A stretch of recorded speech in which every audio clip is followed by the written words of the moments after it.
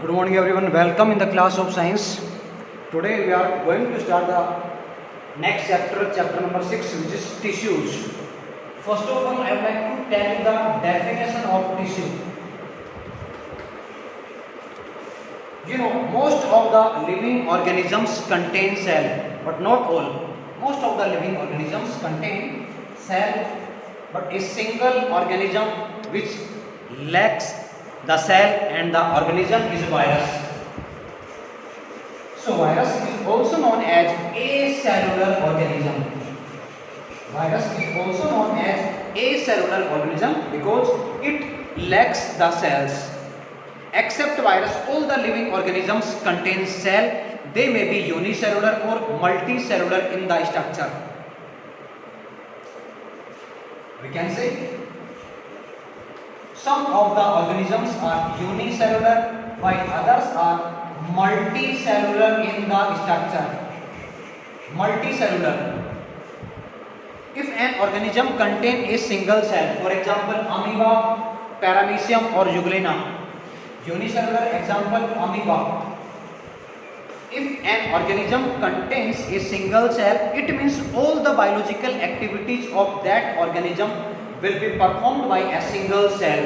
यानी अगर किसी ऑर्गेनिज्म में सिंगल सेल है तो जो एक्टिविटीज लिविंग ऑर्गेनिज्म की बॉडी में होंगी, सेल सिंगल ही है तो सिंगल सेल की बॉडी बनेगी. It means respiration, excretion, transportation, जो भी प्रोसेस बॉडी में होंगी वो सारी एक ही सेल के थ्रू होंगी. If an organism is multicellular in the structure, it means tissues will be there, organs will also be there, and we can say a system perform a specific function for a specific activity. यानी जहाँ multicellular structure बनेगी वहाँ सबसे पहले बनेंगे tissue, tissue मिलकर बनाएंगे organ, organ से बनेगा सिस्टम और सिस्टम जो बनेगा पर्टिकुलर, तो एक पर्टिकुलर फंक्शन को परफॉर्म करेगा. इट मींस हम कह सकते हैं कि सेल्स का जो ग्रुप है वो सेल्स का ग्रुप ही टिश्यू बनाता है. देखिए डेफिनेशन क्या है, a group of cells, a group of cells which is similar in origin, a group of cells which is similar in origin but differ by function. Listen again, a group of cells which is similar in origin but differ by function is known as a tissue, and tissues are found in all the multicellular organisms. अगर organism multicellular है इसका मतलब definitely वहाँ tissue present होगा. Now let me start the classification of tissues. Basically tissues are of two types. Basically tissues are of two types. First type plant tissue and second are known as animal tissues. First are known as plant tissues while second are known as animal tissues. Animal tissues. Plant tissues are further divided into two major categories. First one and second one. First one meristematic tissue. First one meristematic tissue and second are known as permanent tissue.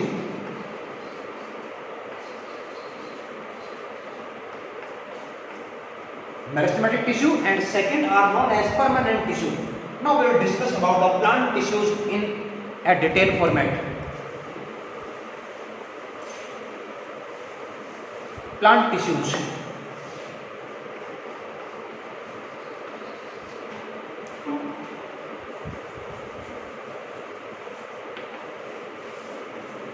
It means they are found only in plants.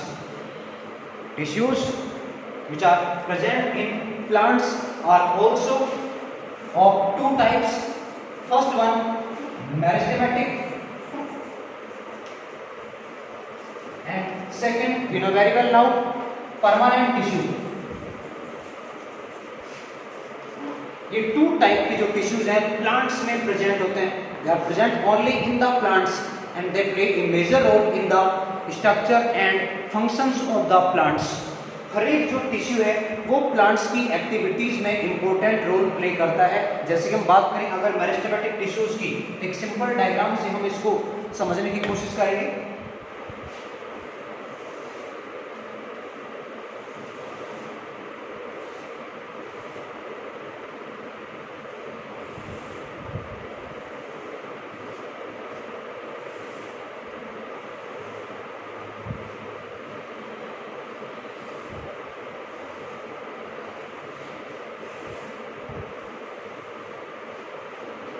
चलिए,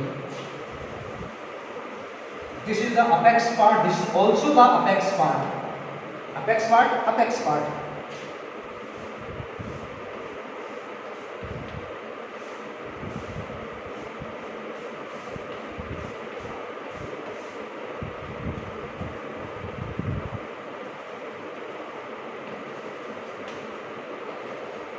Okay, meristematic tissues are further divided into three types. Meristematic tissues are of three types. First type of meristematic tissue is known as this one. First one, meristematic tissue, which is known as apical meristem.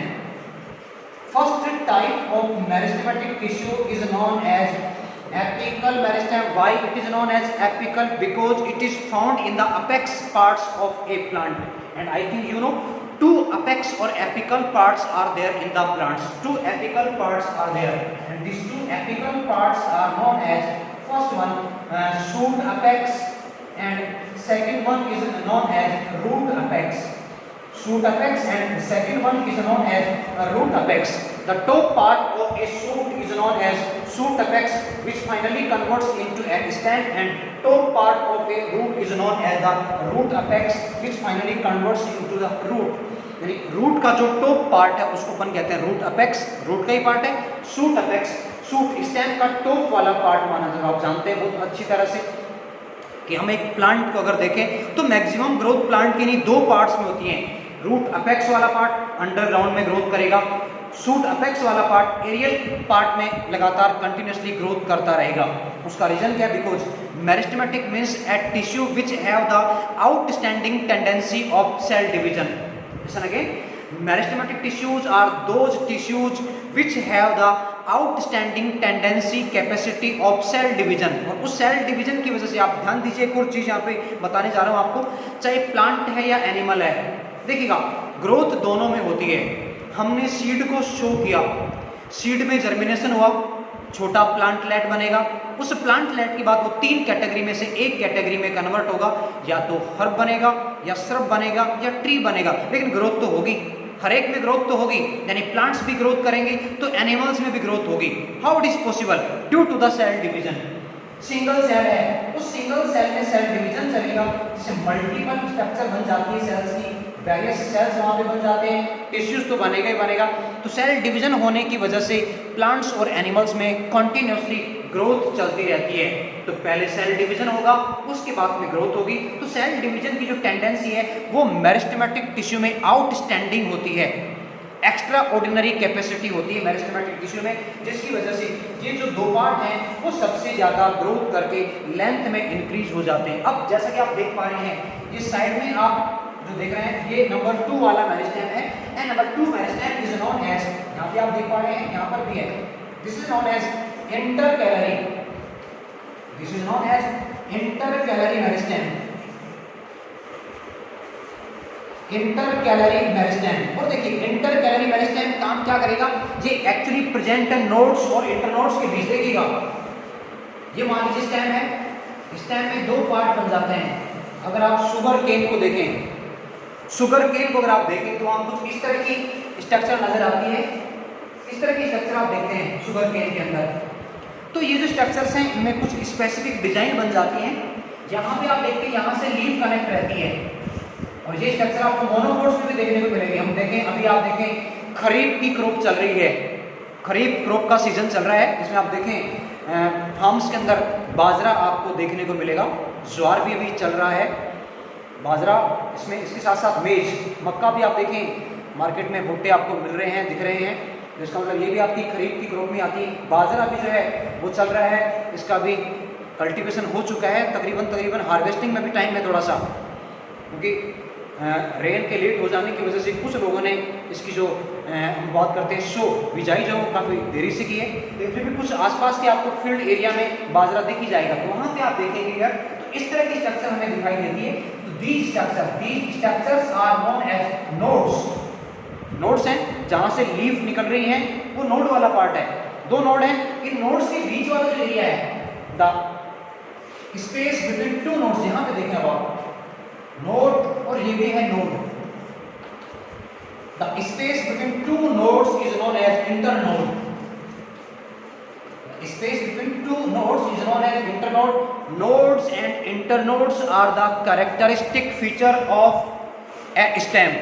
Nodes and internodes are the characteristic feature of A stem, यानी node और internode केवल हमें stem पर ही देखने को मिलते हैं, roots पर नोड और इंटरनोड जैसी कोई स्ट्रक्चर प्रेजेंट नहीं होती है। लीजिए ध्यान रखें। देखिए इंटरकैलरी मेरिस्टेम क्या करेगा, नोड वाले बात पे प्रेजेंट है तो वो क्या करेगा, जो स्टेम है उसकी लेंथ को इंक्रीज करवाने में हेल्प करेगा। अब third one meristem is known as lateral meristem. Third one is known as lateral meristem. Lateral meristem is actually found in dicot plants.